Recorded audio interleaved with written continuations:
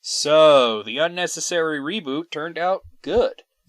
And I was hotly anticipating the sequel, which keeps the same cast and director and had a pretty cool trailer, and it's giving us a great actor, Jamie Foxx, as the new villain Electro. Then I saw the movie.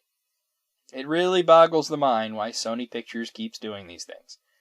It seems that every time they make a really great Spider-Man film, they then decide to follow it up with an overstuffed, overcomplicated, inferior sequel that fails due to studio meddling, too many characters and plot lines, and just winds up being very disappointing. The film has Peter struggling with his relationship with Gwen Stacy as he broke his promise to her dying father that he would stay away from her, and the two constantly break up and get back together due to all the tension and the mixed emotions.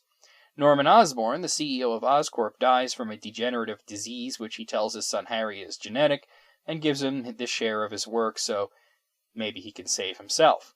Electro starts off as an insanely dweeby guy who Spider-Man saves, and he becomes obsessed with Spider-Man because he has no friends, and he's a loser. Seriously, they made Electro so unlikable in this film. He's kind of like a cross between Jim Carrey in The Cable Guy and Jim Carrey in Batman Forever.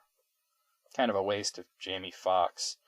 The movie has too many villains giving us Electro, the Green Goblin, and at the end they toss the Rhino in for good measure, while hinting at the sinister Stick 6 movie that Sony wanted to make after this, by giving us glimpses at tech that would be used for both Dr. Octopus and the Vulture. It seems they wanted to repeat almost every mistake that Spider-Man 3 made. At least Peter doesn't go emo in this one, but Harry Osborn kinda does. That being said, it's not all bad. There's a lot of good stuff buried in the dreck. The chemistry between Garfield and Emma Stone is amazing. The plot is silly, but the script is good, and wow, that first scene.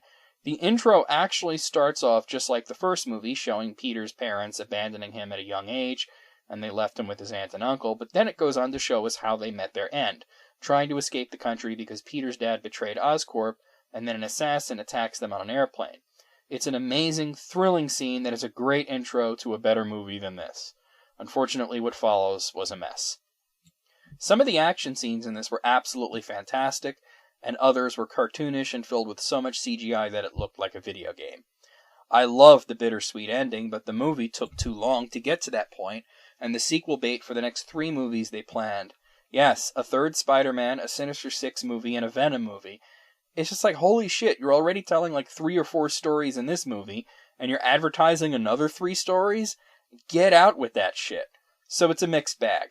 There's a lot to like and a lot to dislike, but I think that it falls short of average because the parts where it tries so hard to be good, it just makes it painful because you see the wasted potential. It's discouraging to watch.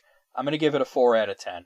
Let's hope that the proposed deal between Sony and Disney to hit the reboot button yet again doesn't give us another great build-up and then a disappointing sudden end.